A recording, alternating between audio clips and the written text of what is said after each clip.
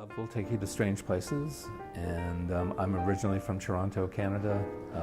I moved to Key West, Florida, and then I met my partner, now my husband, in Key West, and he had lived here before, so he said, you need to come visit this great little place called Eureka Springs.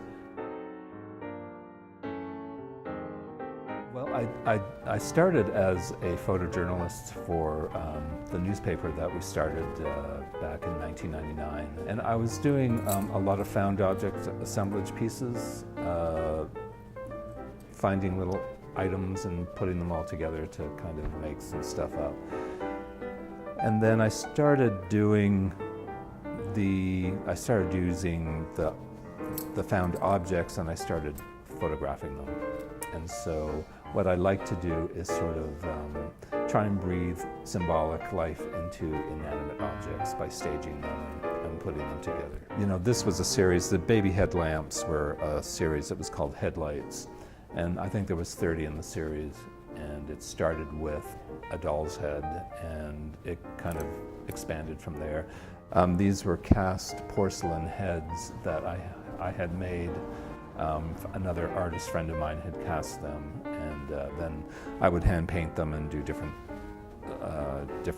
patinas and looks, and then I'd combine them with different objects. So basically I was looking for anything with a hole in it, and it became just another series of sculptures that I was working on. Yeah, it's called Super Love.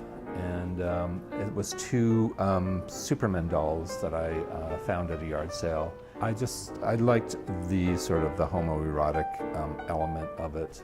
And you know, I was playing around with the dolls, and you know, I settled on this photograph just because it was a really sweet photograph.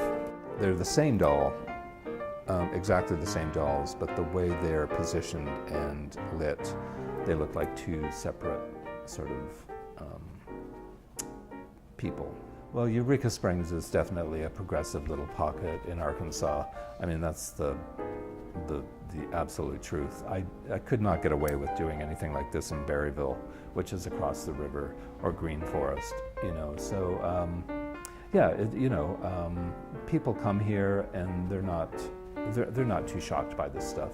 You know, I'll get some looks with some of my photographs and stuff, but for the most part, people are fairly sophisticated and, you know, are not too shocked by some of the stuff. I mean, some of the things I do are supposed to have a little bit of a shock value.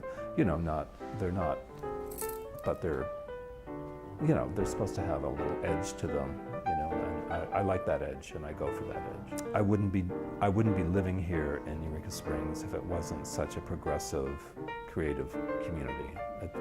I wouldn't be in Arkansas if it wasn't for Eureka Springs.